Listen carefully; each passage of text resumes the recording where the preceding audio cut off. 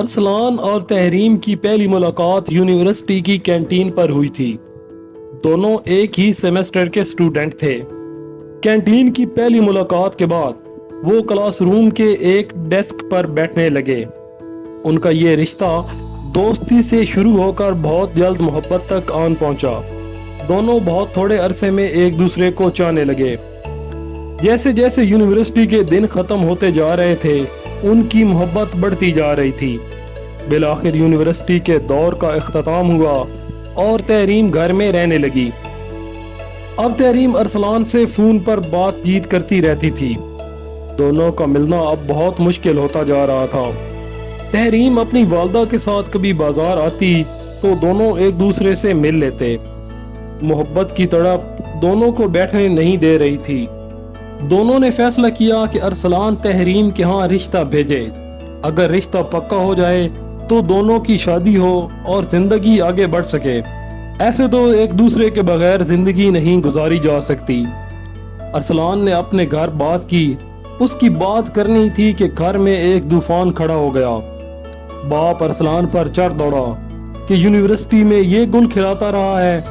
ماں، بہن، بھائی، غرض سب نے ارسلان کی خوب بےعزتی کی، لیکن وہ مرد کا بچہ اپنی بات پر اڑ گیا۔ اس نے کہا شادی کرنی ہے تو صرف تحریم سے ہی کرنی ہے، ورنہ کسی سے نہیں۔ یہ کہہ کر ارسلان نے خود کو کمرے میں بند کر لیا، کھانا پینا چھوڑ دیا۔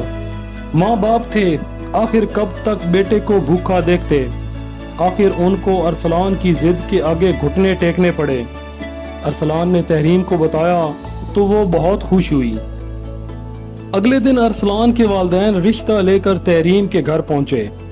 تحریم کے گھر والوں نے بڑی عزت و تکریم سے ان کو بٹھایا، ان کی بات سنی اور بڑے ہی بے خوبصورتی سے انہوں نے رشتے سے انکار کر دیا۔ وجہ یہ تھی کہ ہم برادری سے باہر رشتہ نہیں کرتے۔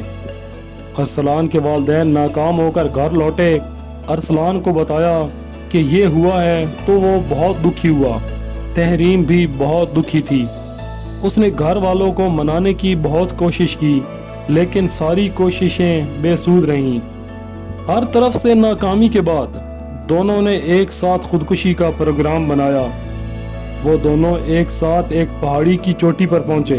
دونوں نے ایک دوسرے کو گلے لگایا، جی بھر کر روئے۔ دونوں نے ایک دوسرے کا ہاتھ پکڑ کر پہاڑی سے چھلانگ لگانے کی غرض سے قدم آگے بڑھایا۔